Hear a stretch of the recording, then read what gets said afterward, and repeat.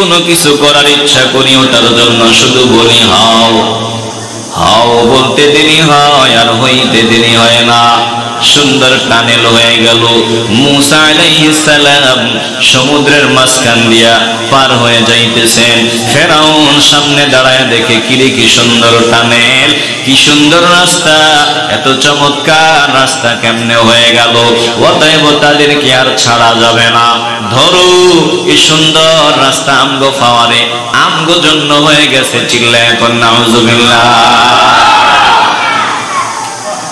মুসা আলাইহিস সালাম পার হয়, এবার ফেরাউন মাঝখানে চলে যায় সৈন্যবাহিনী নিয়ে। দুই দিকের পানির চাপ, যেই মাত্র চাপ দেওয়া শুরু হয় ওই সময় ফেরাউন ডাক দিয়া বলে, আল্লাহ জীবনে যা করেছি আর করব না, যত বেয়াদবি করেছি আর করব না, তওবা করলাম, আমাকে মারিয়েন না, আমিও মুসলমান হয়ে গেলাম।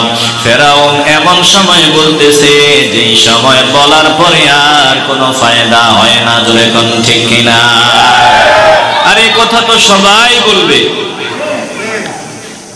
দুনিয়ার যত গাদ্দার সবাই ডাক নিয়ে বলবে মরণের সময়, আল্লাহ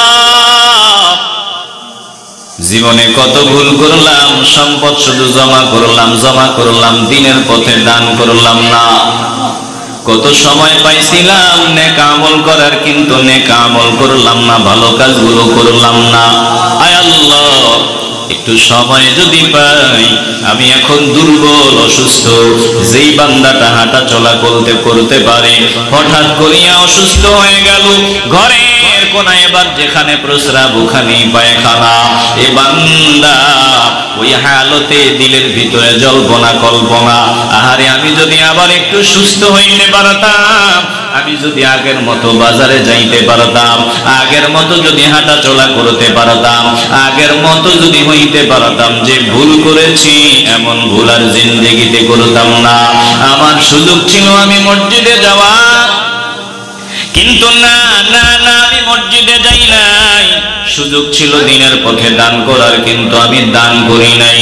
সুযোগ ছিল নেক আমল করার, আমি করি নাই। এমন ভুল জিন্দেগিতে করেছি, এখন যদি আগের মতো হইতে পারতাম জীবনে আর এমন ভুল হইতো না। বলে এটা সব বান্দারাই আফসোস করে। এমন সময় আফসোস করে যেই সময় বান্দার মেয়াদ ফুরায়া যায়।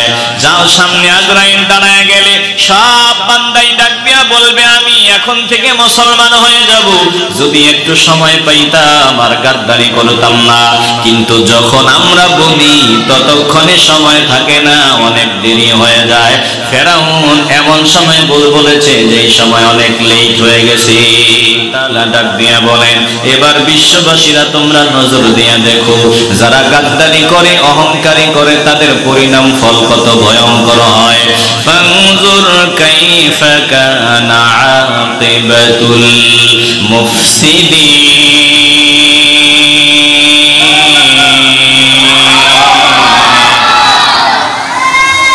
আল্লাহ তাআলা বলেন, দেখো নজর দিয়া দেখো, লক্ষ্য করিয়া দেখো, যারা পাপিষ্ঠ, যারা গাদ্দার, এদের পরিণতি কত ভয়ঙ্কর। ফেরাউনের দিকে নজর দিয়া দেখো, ফেরাউনের মতো গাদ্দার জমিনে হবে না। ফেরাউন গাদ্দারি করেছে, আমি আল্লাহ তার পরিণাম ফল কত ভয়ঙ্কর করে দিলাম। তাকায় দেখো ফেরাউন এখনো জমিনে রয়েছে। আল্লাহ শুটকি বানাইয়া রেখে দিয়েছেন, যাতে জমিনে যারা নব্য ফেরাউন হতে চায় তারাই পুরান আসল ফেরাউনের দিকে তাকাইয়া যাতে শিক্ষা নেয়।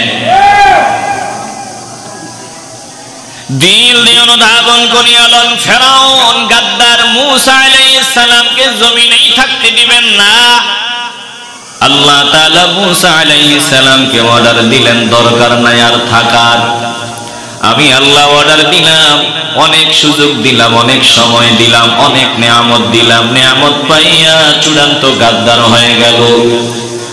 আর সময় দেওয়া যাবে না, আমি এখন সাইজ করব, গজব দিব, চূড়ান্ত নির্দেশনা আমার চলে আসবে। অতএব আপনার এখানে থাকার দরকার নাই, আপনার সাথীদের এখানে থাকার দরকার নাই। যান, আপনারা হিজরত করিয়া চলিয়া যান। আপনারা চলে যাওয়ার পর আমি গাদ্দারদেরকে বুঝাই দিব গাদ্দারির পরিণাম ফল কতটা ভয়ঙ্কর। মূসা আলাইহিস সালাম আল্লাহর নির্দেশ পাইয়া রওনা হয়। পেছনে ফেরাউন সৈন্যবাহিনী নিয়ে ধাওয়া করলো। মূসা আলাইহিস সালাম চলতেছেন, সামনে লোহিত সাগর, রাস্তা নাই, পথ নাই, কিছুই নাই। আল্লাহকে ডাক দেয়, আল্লাহ রাস্তা তো নাই, এখন যাব কেমনে? পেছনে ফেরাউন সৈন্যবাহিনী নিয়ে রেডি, কাছাকাছি চলে আসতেছে, সামনে রাস্তা নাই, এখন আমাদের কি হবে? একটা জবানও বন্ধ রাখবেন না, দিল থেকে ঈমানের আওয়াজ দিয়ে বলবেন, যারা আল্লাহর পাগল, যারা মাওলার পাগল, আল্লাহর খাঁটি বান্দা যারা হয়, রাস্তা না থাকলেও তাদের জন্য রাস্তার ব্যবস্থা করে দেন কে? মূসা আলাইহিস সালাম লোহিত সাগরের সামনে দাঁড়াইয়া ডাক দেয়, আল্লাহ এখন কিভাবে আমি পার হব? আল্লাহ বলেন, ব্যবস্থা করা আমার কাজ। আমি আল্লাহ অর্ডার দিলাম, আমার নাম নিয়া ওই পানিতে পাটা রাখিয়া দাও, আমার নাম নিয়া কদম ফেলে দাও, দেখবা আমি আল্লাহ তোমার জন্য কেমন সুন্দর রাস্তা বানায় দিই। কর্ণফুলী টানেল প্রধানমন্ত্রী বানাইছে, এর থেকেও সুন্দর টানেল হয়ে গেছে নদীর মাঝখান দিয়া, সমুদ্রের মাঝখান দিয়া। মূসা আলাইহিস সালামের জন্য কয়দিন লাগছে? আসতে বলবেন না, কয়দিন? আল্লাহ তাআলা কিছু করলে সময়ের দরকার হয় না, তারপরেও চাইলে আল্লাহ সময় নেয়। টানেল বানায় দিয়েছেন আমার আল্লাহ, সময় লাগে নাই। আল্লাহ বলছেন হও, বলতে দেরি হয়, আর সুন্দর টানেল সমুদ্রের মাঝখান দিয়া তলদেশ দিয়া হয়ে যেতে দেরি হয় না। ফাইন্নামা ইয়াকুলু লাহু কুন ফায়াকুন।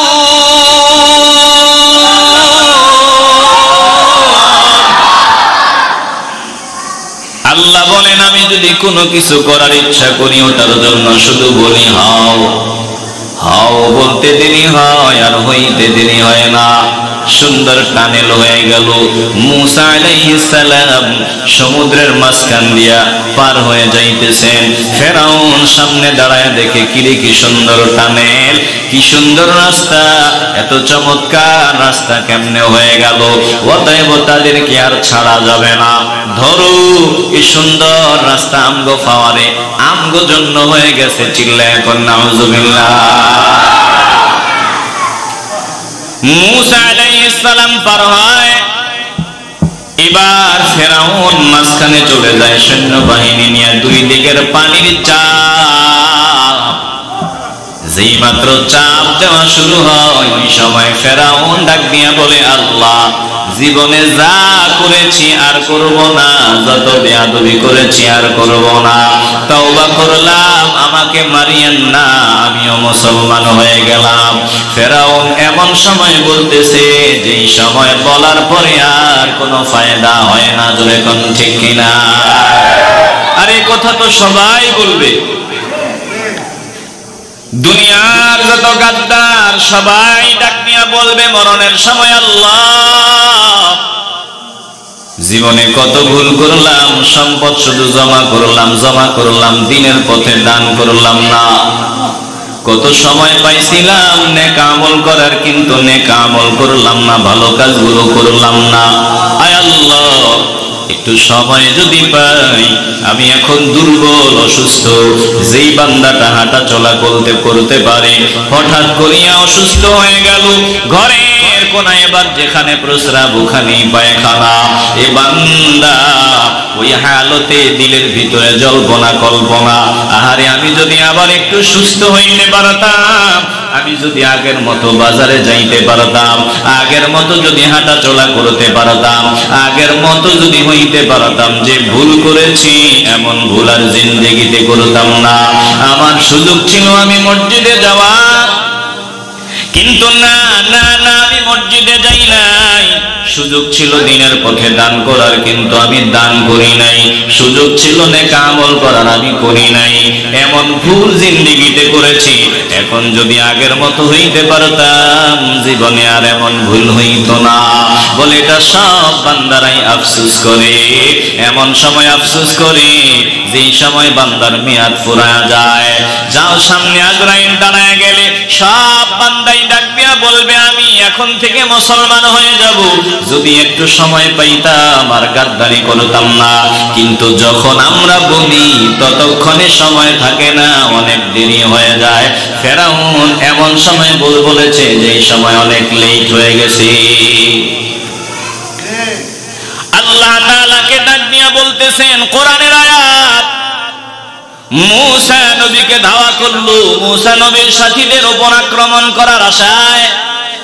আল্লাহ কোরআনে বলেন, ওয়াজাওয়াজনা বিবানি ইসরাঈলাল বাহরা ফাআতবা'আহুম ফিরআউন ওয়া জুনুদুহু বাগিয়ান ওয়া আদওয়া হাত্তা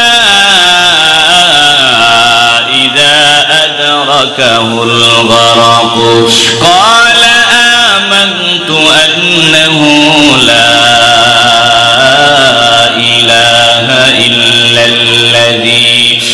آمنت به بنو إسرائيل وأنا من المسلمين الآن وقد عصيت قبل وكنت من المفسدين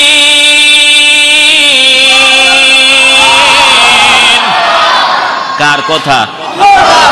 আল্লাহ তাআলা বলেন, ফেরাউন শত্রুতাবশত গাদ্দারি করিয়া বনি ইসরাইলদের পিছু পিছু ধাওয়া করলো। মূসা আলাইহিস সালাম তিনার সঙ্গীদের পিছনে ধাওয়া করলো।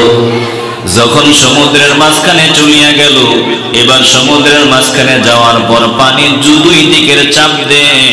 পানিতে যখন ডুবাডুবি আরম্ভ হয়ে গেল, তখন ডাক দিয়া বলল, ক্বালা আমানতু আন্নাহু লা ইলাহা ইল্লাল্লাযী আমানাত বিহি বনু ইসরাঈল। আমি বিশ্বাস করি আল্লাহ আপনি ছাড়া কোনো ইলাহ নাই। আমি বিশ্বাস করি তিনি ছাড়া কোনো ইলাহ নাই। হায়াত দাতা নাই, মৌত দাতা নাই, রিজিক দাতা নাই। যার উপর বনি ইসরাঈলরা ঈমান এনেছে, আমিও ওই এক আল্লাহর উপর ঈমান আনলাম। আর আমি মুসলমানদের অন্তর্ভুক্ত, আমিও মুসলমান। আল্লাহ আমারে মাইরেন না। আল্লাহ ডাক দিয়া বলছেন, এতক্ষণে বুঝেছো, বলতেছো, আরো আগে বলতি কাম হয়ে যেত। আল-আনা ওয়াকাদ আসাইতা ক্বাবলু ওয়া কুনতা মিনাল মুফসিদিন।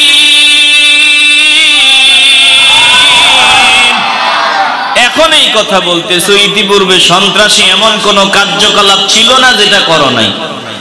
সব সন্ত্রাসী করেছো। আমার টুপিওয়ালাগো বিরোধিতা করেছো, দাড়িওয়ালাগো বিরোধিতা করেছো, আলেম ওলামাদের বিরোধিতা করেছো, আর এখন বলতেছো আমি মুসলমান। এখন বলে কোনো লাভ নাই। এ মুসলমান, দিল দিয়ে অনুধাবন করেন, আমার আল্লাহ কিন্তু খুব সহজে ধরে না, কিন্তু যখন ধরে তখন আর পালাবার কোনো রাস্তা পাওয়া যায় না। একটা জবানও বন্ধ রাখবেন না, দিল থেকে ঈমানের আওয়াজ দিয়ে বলবেন, আজরাইল সামনে আসার আগে, আজরাইল সামনে দাঁড়াবার আগে আমরা খাঁটি তওবা করে আলেম উলামাদের পরামর্শ নিয়ে জিন্দেগি কাটাতে চাই কি চাই না? আল্লাহ তাআলা এই সূরার মধ্যে ফেরাউনের সংক্ষিপ্ত কিছু বর্ণনা দেওয়ার পর মূসা আলাইহিস সালামের দাওয়াত, ফেরাউনের অস্বীকার, এরপরে আল্লাহ বললেন, দেখো গাদ্দারদের কি পরিণতি হয়েছে, দেখো আর তওবা করো, শিখো। এরপরে আল্লাহ তাআলা আল্লাহর বিনয়ী বান্দা, আল্লাহর প্রিয় বান্দা, মহব্বতের বান্দা সুলাইমান আলাইহিস সালামের প্রসঙ্গ টেনে আনছেন। কেন আনলেন? বলে সুলাইমান আলাইহিস সালামকে আমি ধন সম্পদ দিছিলাম, বাদশাহী দিছিলাম, টাকা পয়সা দিছিলাম, এত নিয়ামত দিছিলাম যে নিয়ামত ফেরাউনকে আমি আল্লাহ দেই নাই। ফেরাউনকে আমি আল্লাহ কিছু নিয়ামত দিছিলাম, কিছু ক্ষমতা দান করেছিলাম, টাকা পয়সা দান করেছিলাম, আমি সুলাইমান আলাইহিস সালামকেও দিছিলাম, কিন্তু ফেরাউনের চাইতে কম দেই নাই, অনেক দিছি, অনেক। এত দিছি যা ফেরাউনকে আর ছিটে ফোটাও দেই নাই।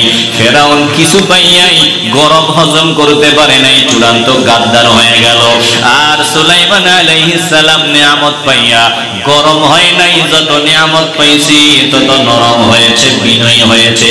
তোমরা সুলাইমান আলাইহিস সালামের আদর্শের দিকে নজর দাও। বলেন তো, সুলাইমান আলাইহিস সালামকেও বাদশাহী দান করেছিলেন কে? দুনিয়াতেও দিবেন, দুনিয়া আখিরাত দিবেন। চিল্লায়ে বলবেন না সুবহানাল্লাহ। কেমন বাদশাহী দিবেন? বলে তিনি বাতাসে তখতে সুলাইমানিতে তেল নাই, তেল নাই, মোবিল নাই, ইঞ্জিন নাই, কিচ্ছু নাই। তখতে সুলাইমানিতে আরোহণ করে তিনি বাতাসকে নির্দেশ দিতেন যে আমারে অমুক দেশে এই সময়ের মধ্যে নিয়ে নাও। সুবহানাল্লাহ। আর আস্তে কোন সুবহানাল্লাহ।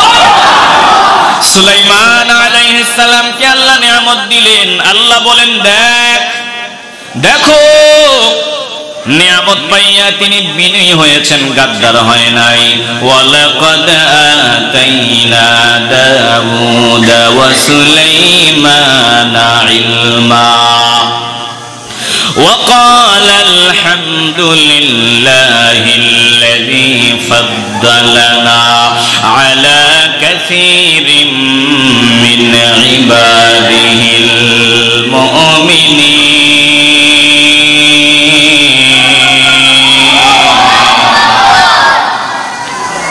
আল্লাহ বলেন, সুলাইমান এবং দাউদকে আমি আল্লাহ